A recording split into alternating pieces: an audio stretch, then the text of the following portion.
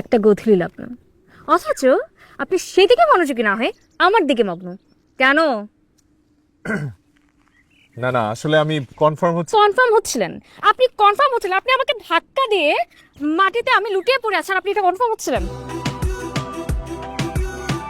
আপনাকে কে বললো যে আমি এটা কনফার্ম হচ্ছিলাম আপনি রাস্তায় লুটিয়ে পড়ে আছেন কিনা? আমি তো কনফার্ম হচ্ছিলাম যে আমার বুলেটের বেগে সাইকেল চালানোর কারণে দু একটা সাইকেল, দু একটা আপনার মতো মানুষ যদি রাস্তায় পড়ে না যায়, তাহলে আমি কিসের সাইক্লিং করি? এটাকে সাইক্লিং বলে না, এটাকে বলা হয় সাইক্লিং। আর আপনাকে কোন বিখ্যাত সাইক্লিস্ট বলেছে যে এরকম পাড়ায় পাড়ায় গিয়ে মেয়েদেরকে ধাক্কা দিয়ে রাস্তায় ফেলে লুটিয়ে পড়ে তারপরে হলো সাইক্লিস্ট হতে হয়? বলুন। আমার একটা মোটিভ আছে, জীবনে একটা গোল আছে। আমি চাই ৭৬ ঘন্টা একটানা সাইক্লিং করে গিনিস বুক অফ ওয়ার্ল্ড রেকর্ডে আমার নাম উঠাবো। আপনি নিচে নাম পরে উঠেন, এখন উঠান।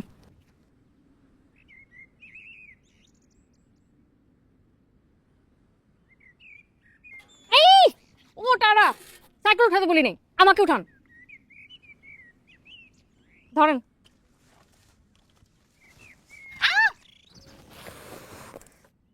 ও, লেগেছে? না একদমই লাগে না। এইসব ব্যাপারে একটু কেয়ারফুল থাকতে হয়, তাই আমি সবসময় ফার্স্ট এড বক্স ক্যারি করি। আমার এখন লাগবে না। শুনুন, এসব ক্ষত থেকে হয় পচন, আর পচন থেকে ক্যান্সার। এই না পাগল, এটা না।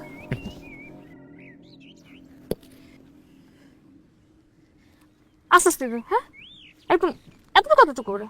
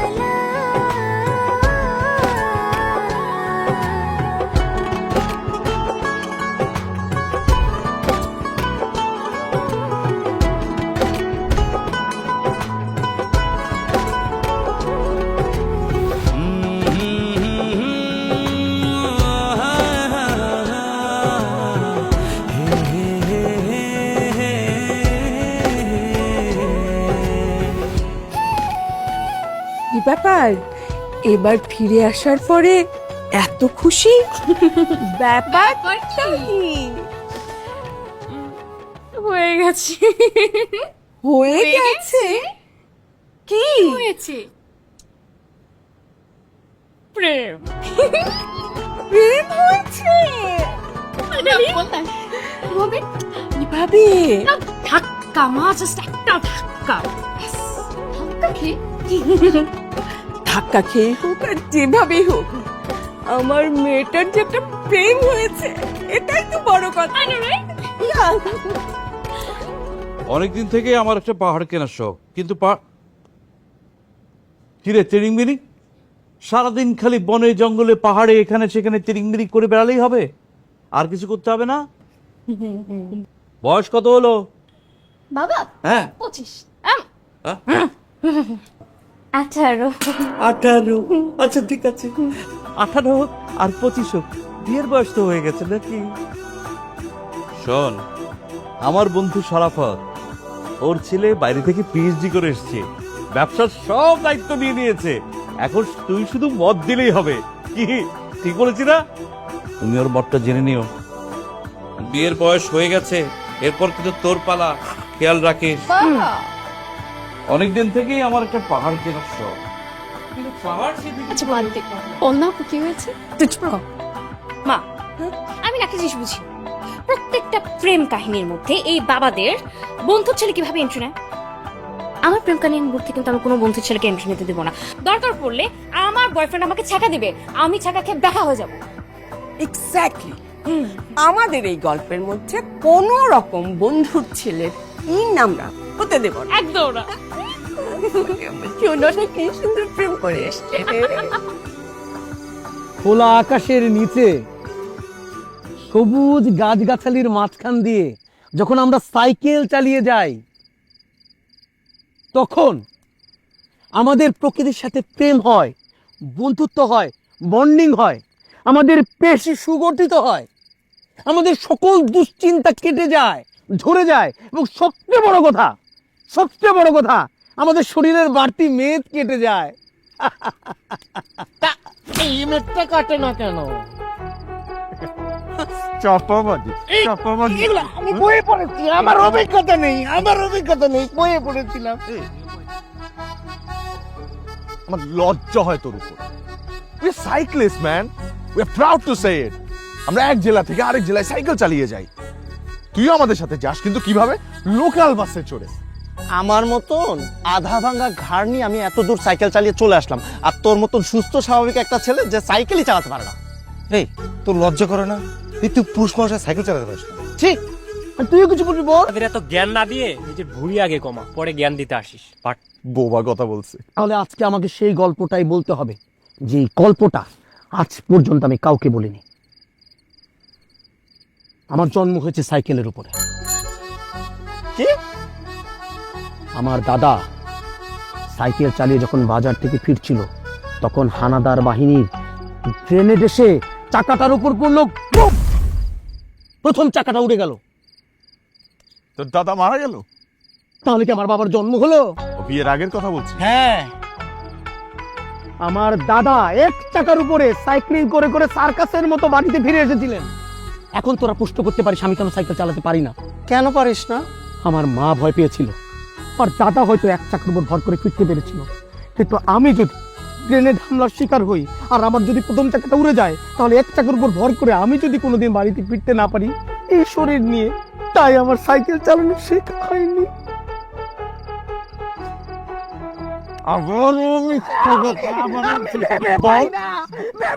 আমি কি করে দুই চাকার উপর একটা সাইকেল চলে, তার উপর একটা মানুষ ভর করে, কি করে চলে আমার মাথায় আসে না। এই জন্য আমার সাইকেলটা শেখা হয়নি। ভাগ্য ভালো তুই হস্তশিল্পে পারদর্শী। মানে এই যে তুই যে আমাদের জন্য টেন্ট সবকিছু সাজিয়ে গুছিয়ে রেখেছিস, সেটার কথা বলছে। হাত দিয়েই তো করিস নাকি? Thank you. হস্তশিল্প।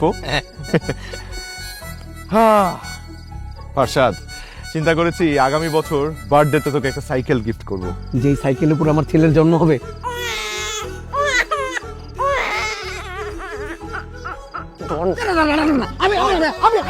আমি বলি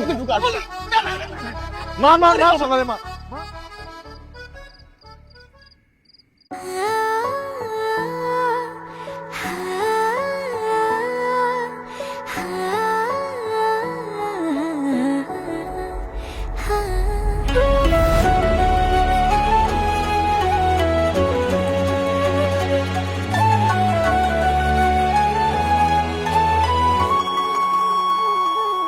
আকাশ হয়ে দেখি তোকে, বাতাস হয়ে মাখি, জড়িয়ে ধরার বাহানাতে মিষ্টি করে ডাকি। পাহাড়ে হয়ে থাকি আমি, ঝর্ণা হয়ে নামি, একটু তাকিয়ে দেখতে মন করছি পাগলামি। পুরিয়ে এলে কথারা দেব তোকে ইশারা, মনের ভেতর রেখেছি তাই তোর ছবিটা এঁকে। ঘুম হয়ে যা তুই আমার চোখে, স্বপ্ন হয়ে রোজ দেখব তোকে। ঘুম হয়ে যা তুই আমার চোখে, স্বপ্ন হয়ে রোজ রোজ রোজ দেখবো তোকে।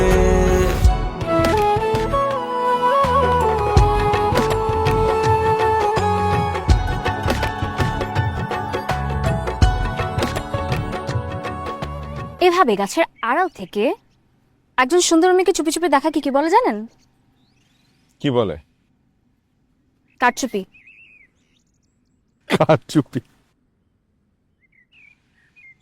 সরি।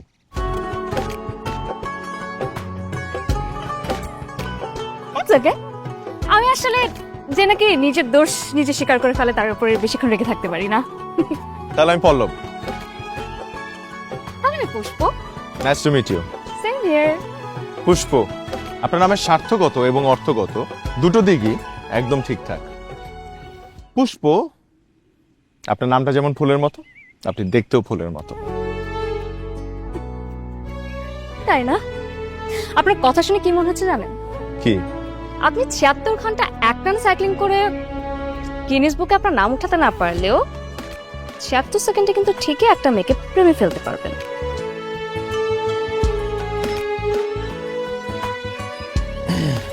আমি জানি। এই ফুলগুলো তো খুব সুন্দর। এই ফুলগুলো কার জন্যে?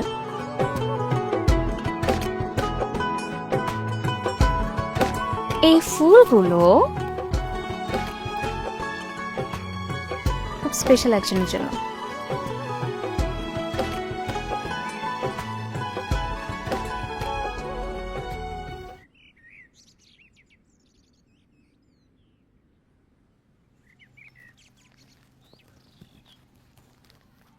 আপনি জানেন, আমি না দিনের পর দিন খুব ভালোবেসে এই ফুলগুলো তাকে দিই, আর সেও আমাকে ভালোবেসে খুব যত্নে এই ফুলগুলো তাকে দেয়। কি বুঝতে পেরেছি? হ্যাঁ, বুঝতে পেরেছি। আমি জানি স্পেশাল মানুষ কাকে বলে। না, আপনি বুঝতে পারেননি। আমি না আমার ড্রয়িং রুমে ফুলদানি কথা বলছি। যা আশা, আমি তো ভেবেছিলাম কি না কি, কে না কে।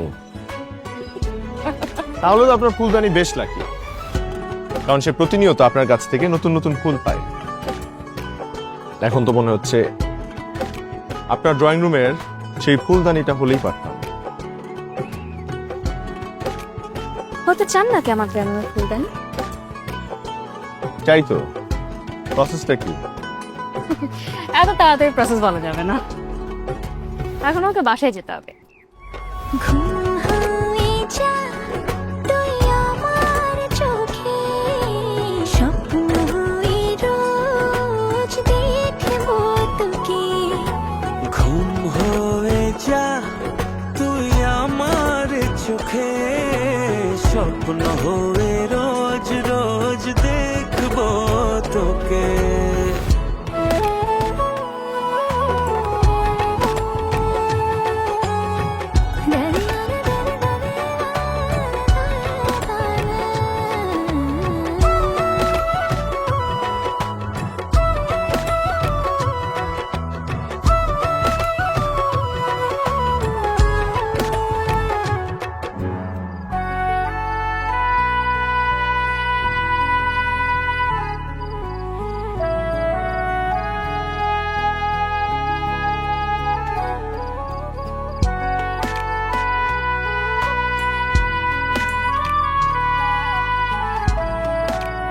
ঝুমকে এলো করতে চুরি করেছিস?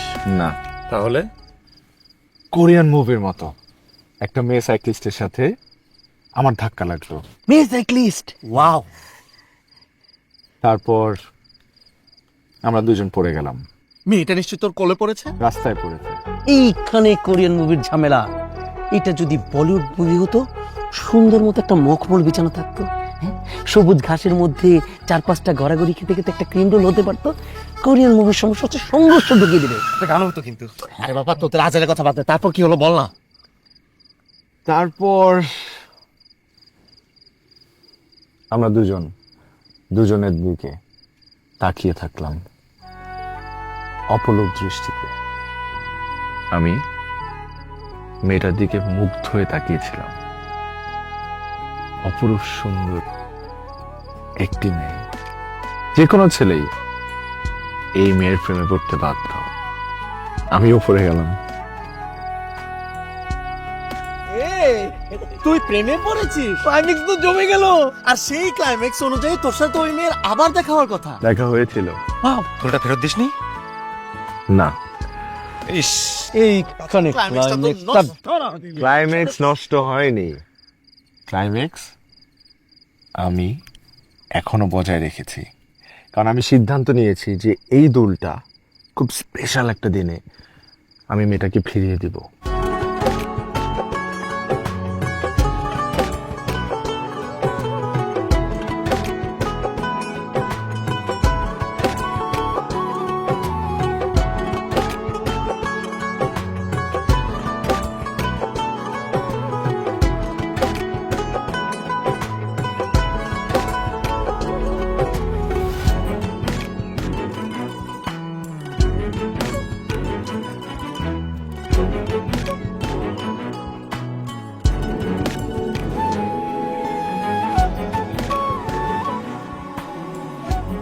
আপনাকে দেখে কি মনে হচ্ছে জানেন?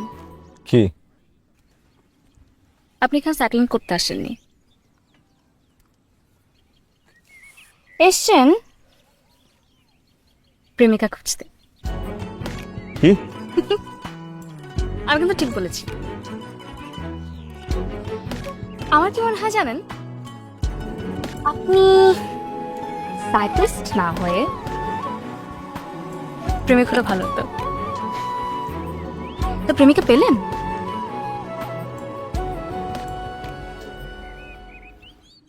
আমি চাইলেই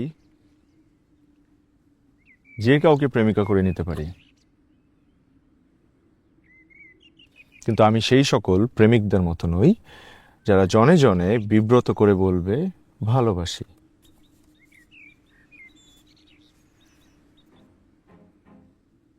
যে মানুষটা নিচ থেকে এসে আমাকে বলবে ভালোবাসি, সেই মানুষটাকে বুকে জড়িয়ে নিয়ে আমি বলবো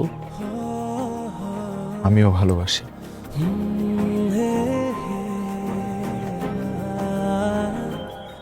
কিন্তু যে কোনো প্রেমিকা এসে আপনাকে বলবে আমি ভালোবাসি, আর আপনি কোনো কারণ ছাড়া তাকে ভালোবাসবেন।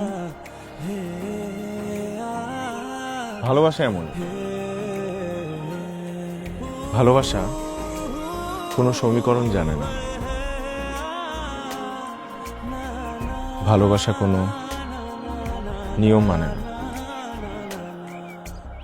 এমনকি রঙও চেনে না, চেনে শুধু অনুভূতি। আর সেই অনুভূতিকে মূল্যায়ন করার নামই ভালোবাসা। তাই সে মানুষটাকে কারণে অকারণে ভালোবাসা যায়।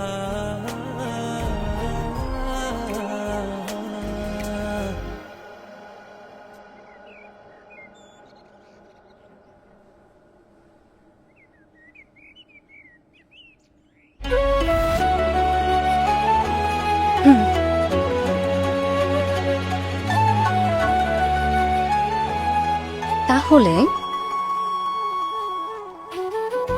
সেরকম একজন প্রেমিকার জন্য অপেক্ষা করে থাকুন, পেলেও পেয়ে যেতে পারে। আমি তো তার অপেক্ষাতেই আছি।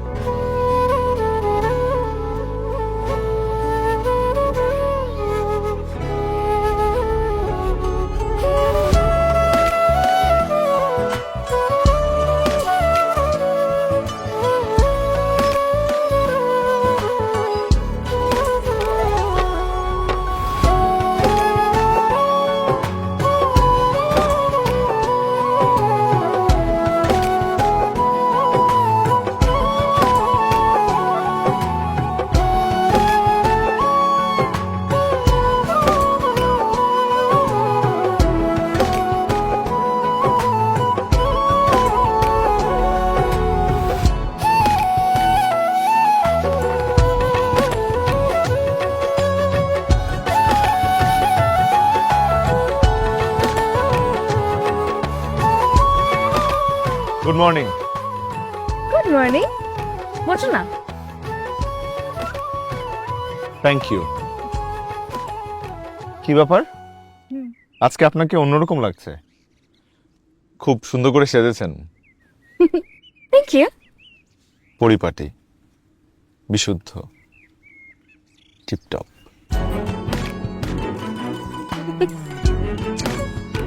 না, টিপটপ বললে তো ভুল হবে, কপালে তো কোনো টিপ নেই। তাহলে টিপটপ হলো কি করে? আপনাকে আমি একটা টিপ পরিয়ে দিই। এই ড্রেসের সাথে কেউ টিপ পরে নাকি আপনি?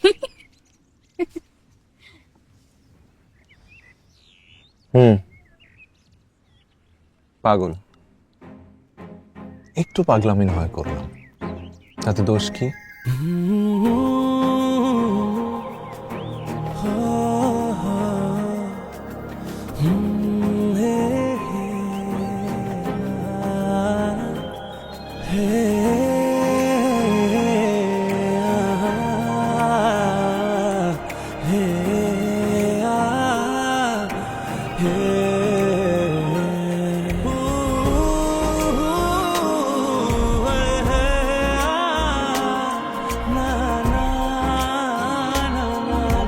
দারুণ।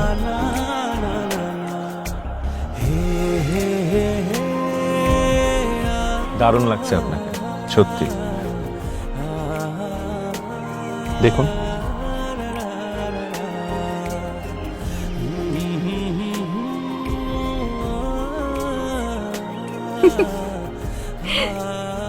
রবীন্দ্রনাথ ঠাকুর এবং জীবনানন্দ দাশ যদি বেঁচে থাকতেন না, নির্ঘাত তোমাকে পিটিয়ে মারত।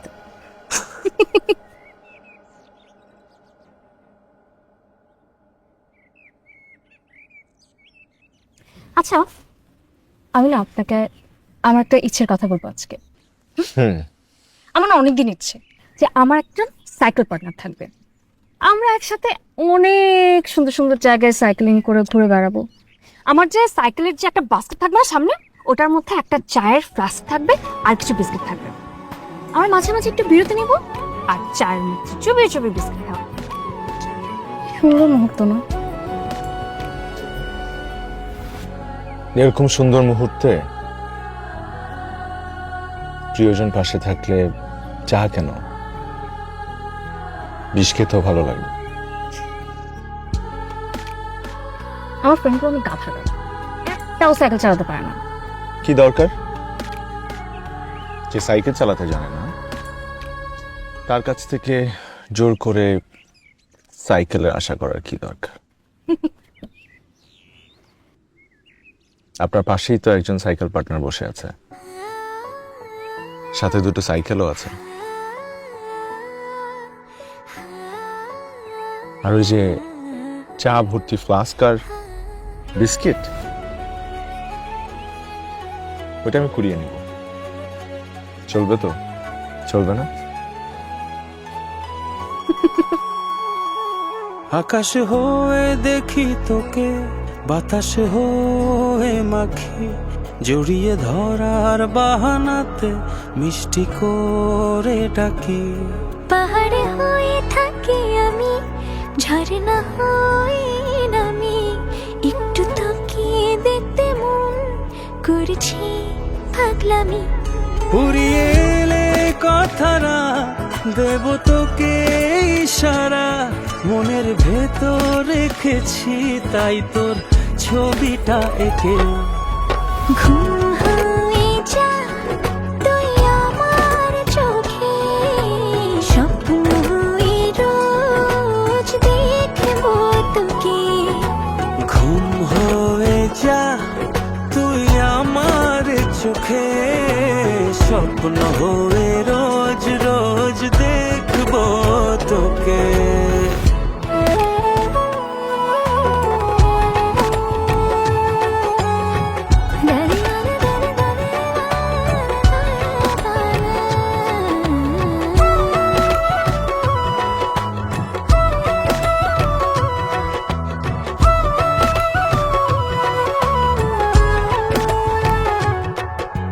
মেঘ হয়ে ছুব তোকে, বৃষ্টি হয়ে নামবো, ভালোবাসা পেলে তোর কাছে এসে থামবো।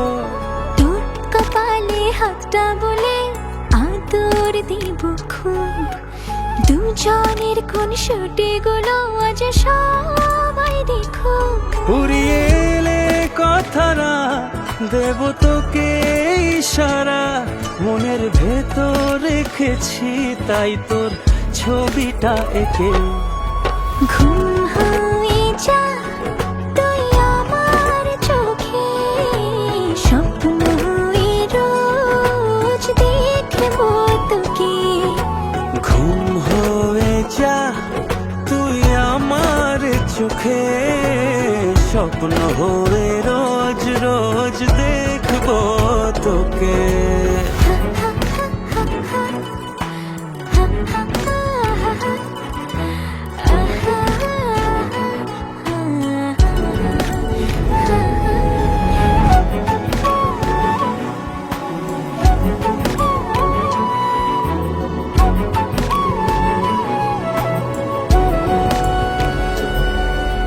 পথটা ভুলে আয়না চলে রাখবো ভীষণ সুখে, সকাল সন্ধে বাসবো ভালো হিংসে করুক লোকে।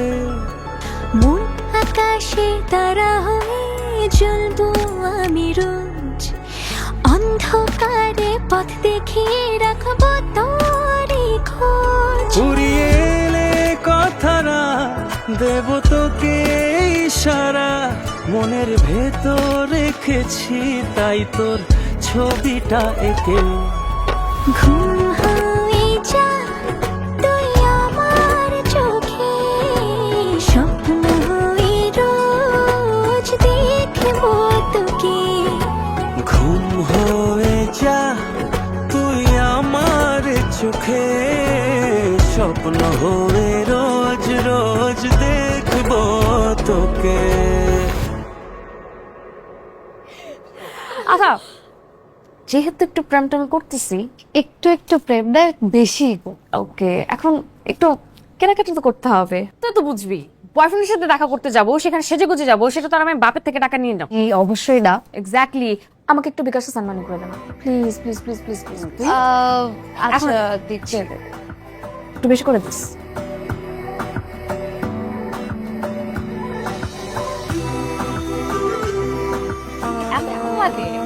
তোর ফোন নাম্বারটা আমি খুঁজে পাচ্ছি না। আমার নাম্বার পাইছিস না মানে কি? মানে তোর বিকাশের প্রিয় নাম্বারের মধ্যে কি আমার নাম্বার নাই? আর খুঁজতেছি তো দাঁড়া। মানে কি তুই অ্যাকচুয়ালি নাই? আমার বিকাশের প্রিয় নাম্বারের মধ্যে তোর নাম্বার আছে, আর আমার নাম্বার তোর কাছে নেই। দাঁড়া, আমি এখন অ্যাড করতেছি।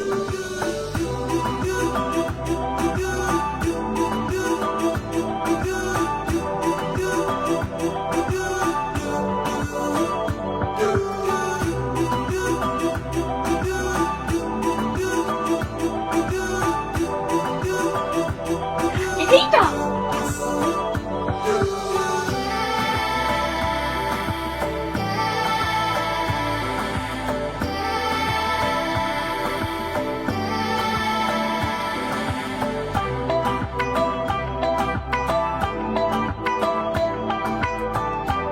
রেডি? জি আপু। কত হচ্ছে? 4787। কাইন্ডলি একটু ভাঙতি দেবেন আপু। ভাঙতি? আপনাদের বিকাশ আছে না? জি আছে। বিকাশ থাকতে ক্যাশ কেন? আমি বিকাশে পেমেন্ট করে দিচ্ছি।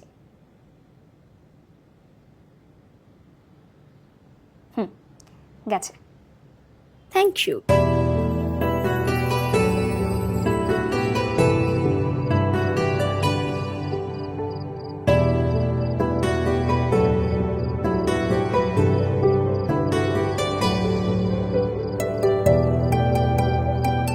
কি ব্যাপার, হঠাৎ আমাকে আমন্ত্রণ? আজকে খুব স্পেশাল একটা দিন, এবং স্পেশাল দিনে আমি তোমাকে কিছু কথা বলতে চাই। যে কথাগুলো আমি এতদিন নিজের মধ্যে জমিয়ে রেখেছিলাম। আমাদের তো এতদিনে বুঝতে বাকি নেই যে আমরা একজন আরেকজনের ভেতরে বসবাস করা শুরু করেছি।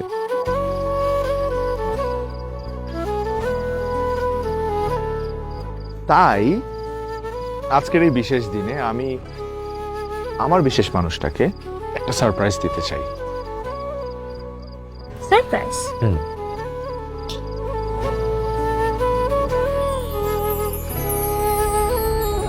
তোমার কাছে? আমার কাছে। তুমি কি ভেবেছিলে হারিয়ে ফেলেছো? জি না, এটা আমি সেই প্রথম দিন থেকে খুব যত্ন নিয়ে আগলে রেখেছিলাম এবং অপেক্ষা করছিলাম একটা স্পেশাল দিনের জন্য, যে দিনে আমি নিজ হাতে তোমাকে এটা পরিয়ে দিত। May I?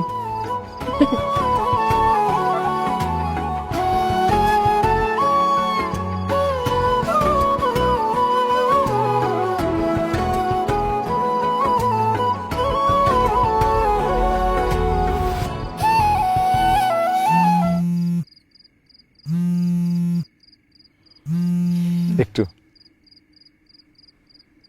Hello,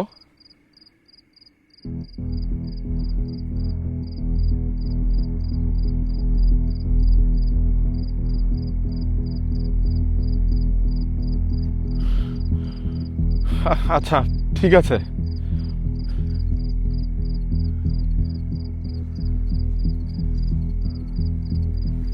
problem? আমার যেতে হবে। হ্যাঁ? আমার এক্ষুনি যেতে হবে। আচ্ছা, কোন ঝামেলা? আমি এখন কিছু বলতে পারবো না। হ্যাঁ, মানে এই মুহূর্তে আমি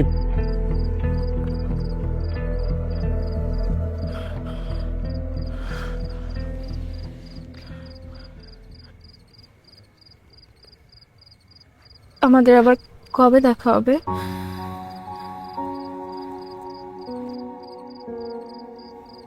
আমাদের দেখা হবে খুব শীঘ্রই। আজ আমার গন্তব্য বহুদূর, হয়তো কিছুদিন আমাদের দেখা হবে না। এই অপেক্ষার নাম আমি দিয়ে গেলাম স্বল্পদৈর্ঘ্যের বিচ্ছেদ। আমাদের আবার যেদিন দেখা হবে সেদিন তুমুল ভালোবাসায় আমি তোমাকে বুকে জড়িয়ে নেব। ততদিন পর্যন্ত তুমি ভালো থেকো, নিজের যত্ন নিও।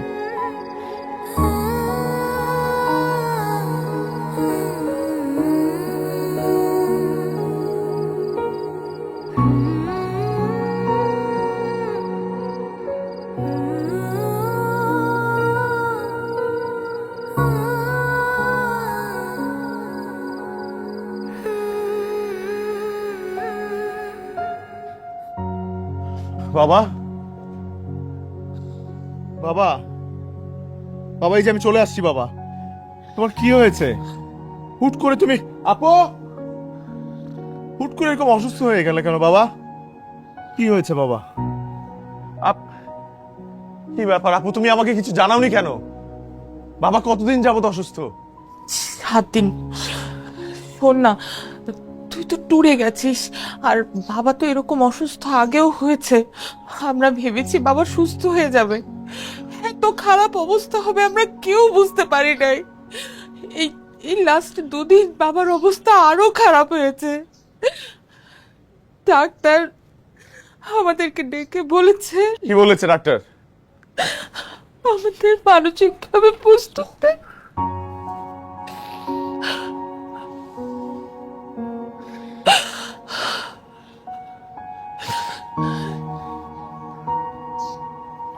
শোন বাবা, একটা কথা বারবার বলছিল, মানে বাবার শেষ ইচ্ছা তোর বিয়েটা দেখে যেতে চেয়েছে। দেখ, ঠিক ছোট্টবেলা থেকে তুই যখন যা যেভাবে চেয়েছিস বাবা কোনো কিছু না বলেনি। এই প্রথম বাবা তোর কাছে কিছু চেয়েছে। বললো, আমার কথাটা বুঝতে পারছিস? তুই নিশ্চয়ই বাবার শেষ ইচ্ছাটা পূরণ করবি। বাবার না মেয়েটা পছন্দ করাই আছে, আমরা সব অ্যারেঞ্জমেন্ট করে রেখেছি। তুই তুই শুধু মানসিকভাবে একটু প্রস্তুত হ। আমরা বাবার শেষ ইচ্ছাটা পূরণ করতে চাই।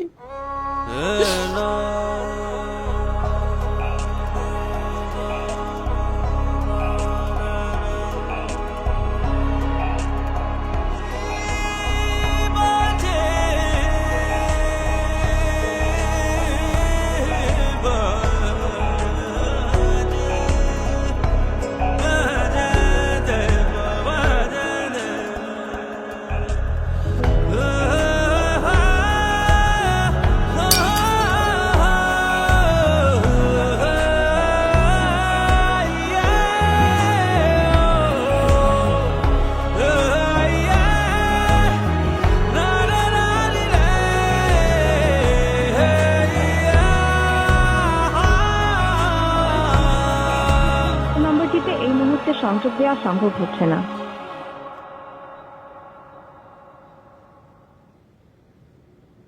নম্বরটিতে এই মুহূর্তে সংযোগ দেওয়া সম্ভব হচ্ছে না।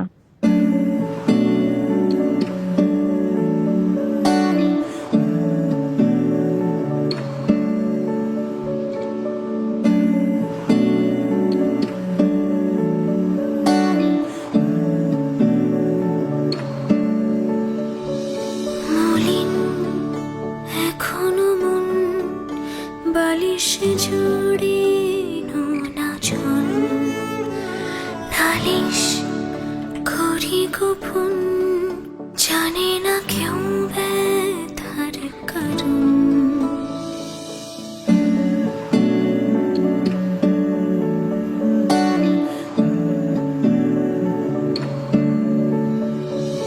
মলিন এখনো মন বালিশে জুড়ে নাচন নালিশ করি গোপন, জানে না কেউ ব্যথার কারণ। কেন মোমের পুতুল গলছে এমন বলা বারণ, বোবা হাসিতে রোজ মরছে জীবন।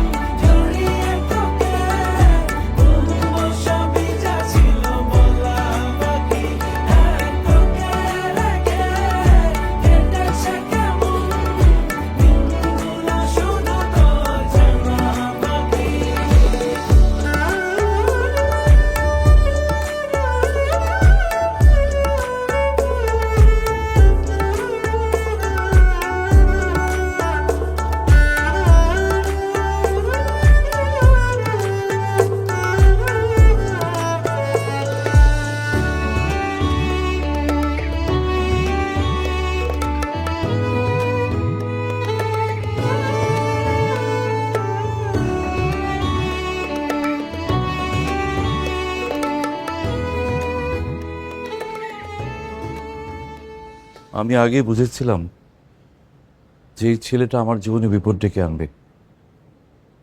মারে, তুই আসলে যেটাকে ভালোবাসা ভাবছিস ওটা আসলে প্রেম ভালোবাসা না। তোকে তোকে কতবার বাস্তবতা বোঝানোর চেষ্টা করেছি, কিন্তু তুই বুঝিসনি। দেখ মা, যে ছেলেটা চলে গেছে তাকে নিয়ে কেঁদে কেঁদে কেন সময় নষ্ট করছিস?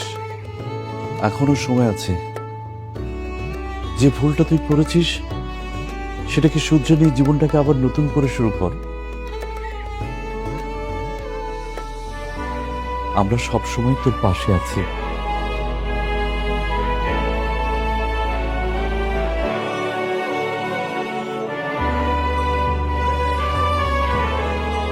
মারে, মন খারাপ করিস না। মানুষের জীবনে যেভাবে খুশির সময় আসে, ঠিক তেমনি ভাবে কখনো কখনো দুঃখ আসে। ধৈর্য ধর মা, ধৈর্য ধর। দেখিস নিশ্চয়ই আবার ভালো সময় আসবে। একদিন সব কিছু আগের মতন ঠিকঠাক হয়ে যাবে মা। ঠোঁটে ঠোঁট চেপে কত রাত গেছে, শত ব্যথার বোঝায়, কত ভিড় তবু একা হেঁটেছি তোকে দেখার আশায়।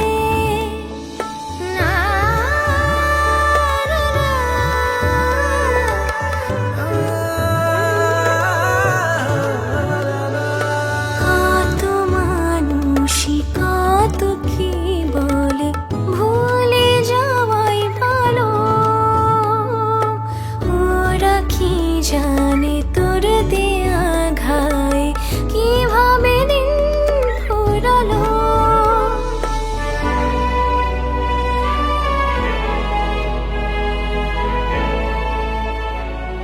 মারে, বলা নেই ক নেই, একটা ছেলে হুট করে এসে বললো ভালোবাসি, আর ভালোবাসা হয়ে গেল? এটা ভালোবাসা না রে মা। এই ছেলেটা তোর সঙ্গে চিট করেছে, আমি নিশ্চিত সে তোকে চিট করেছে। চিট করে নাই বাবা, ও চিট করে নাই। চিট করেনি? যে ছেলেটা তোকে ফেলে তোর সামনে দিয়ে চলে গেল, আর তুই বলছিস তোকে চিট করেনি? আমি নিশ্চিত ওই ছেলে আর কোনো দিন ফিরে আসবে না।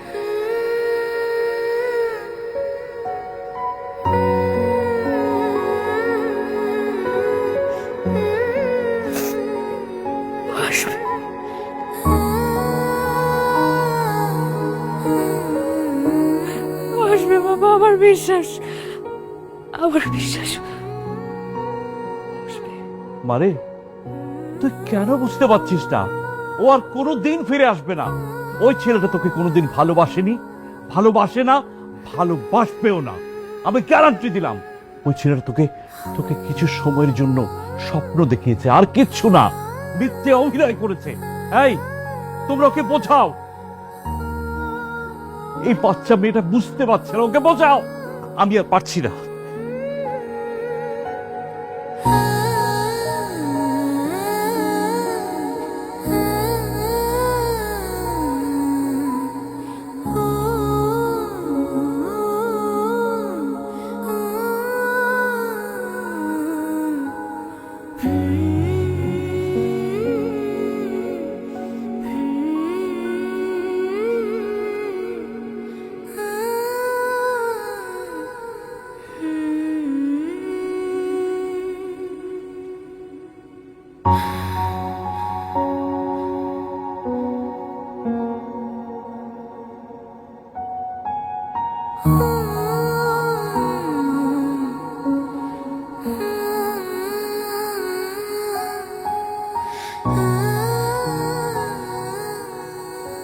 পুষ্প খেয়েছে? না, খাইনি। একটা অমানুষের জন্য মেয়েটা দিনের পর দিন না খেয়ে আছে। ওকে বলে দিও, ও যদি না খেয়ে মরে যায়, তাতে আমাদের কিচ্ছু যায় আসে না।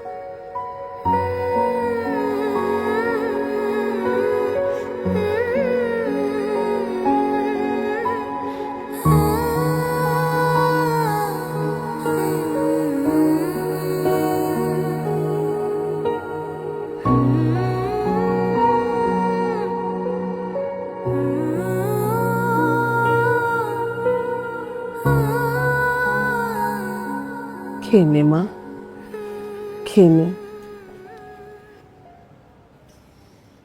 আমি জানি তো তোর মনটা খুব খারাপ, কিন্তু এইভাবে না খেয়ে থাকলে তোর শরীরটা তো খারাপ হয়ে যাবে মা। তুই যেহেতু ভাবছিস পল্লব একদিন ফিরে আসবে, তাহলে ওর জন্য হলেও তো তোকে সুস্থ থাকতে হবে, তাই না? সুস্থ থাকতে হবে না?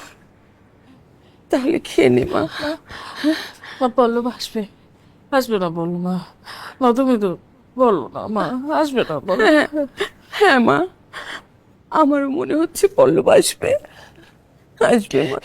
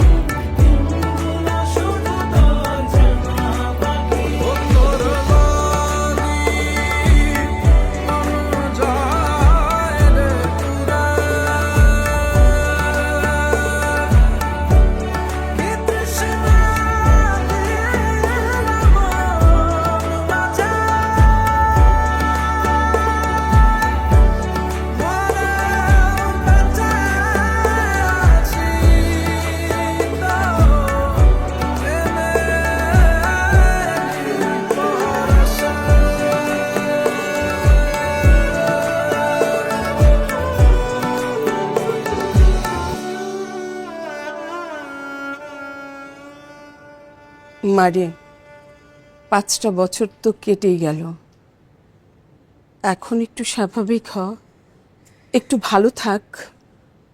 মারে আর কত, এবার আমাদের অন্তত একটু শান্তিতে থাকতে দে।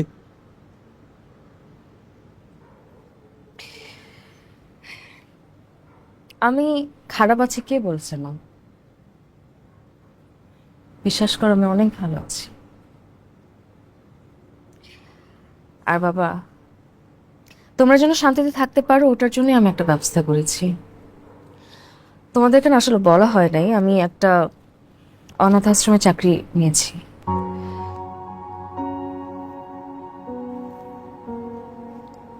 ওখানে অনেক ছোট ছোট বাচ্চারা আছে,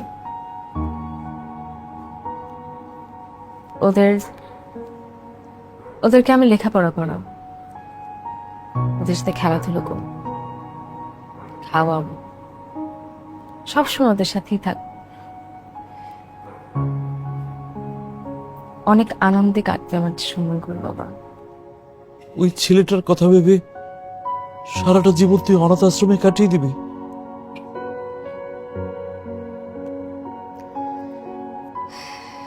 বাবা 5টা বছর যেহেতু ওই ছেলেটার অপেক্ষা করে কাটিয়ে দিতে পেরেছি, বাকি জীবনটাও পারবো।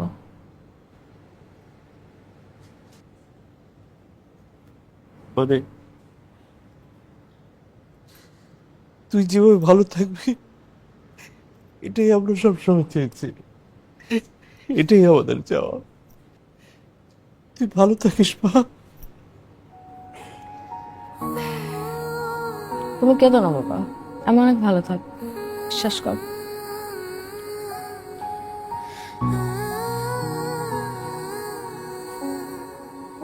মা কেন কান্না করো বলো তো?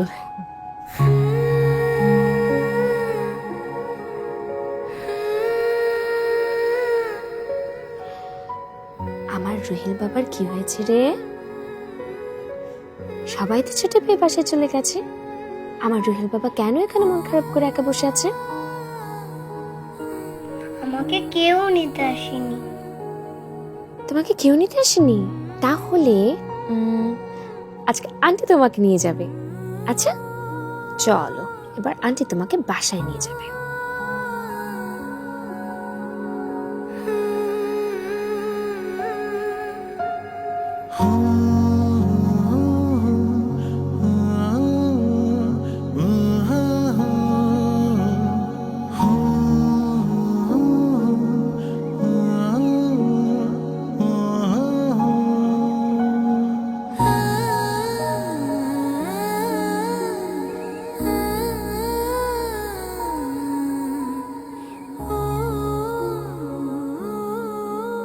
বাবা,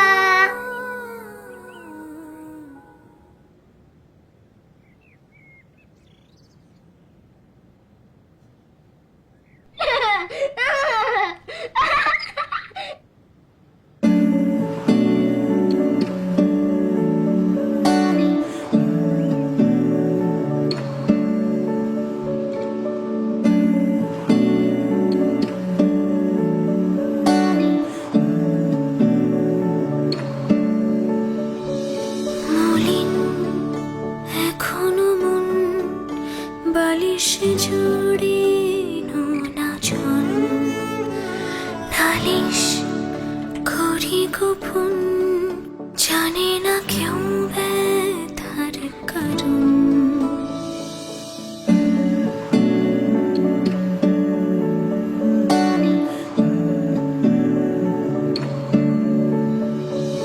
মলিন এখনো মন বালিশে জুড়ে নোনা ঝল, নালিশ করি গোপন, জানে না কেউ ব্যথার কারণ।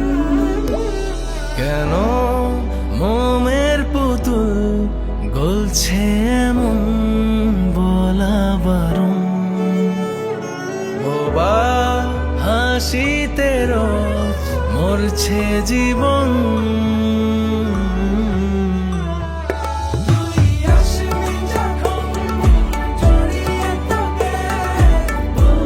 সব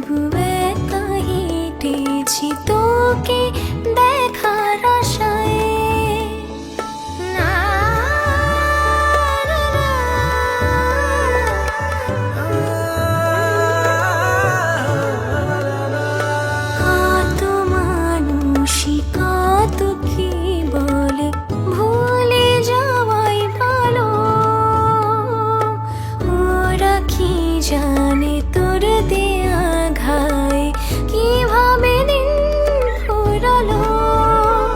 কেন মোমের পুতুল গলছে এমন বলা বারণ, বোবা হাসিতে রোজ মরছে জীবন।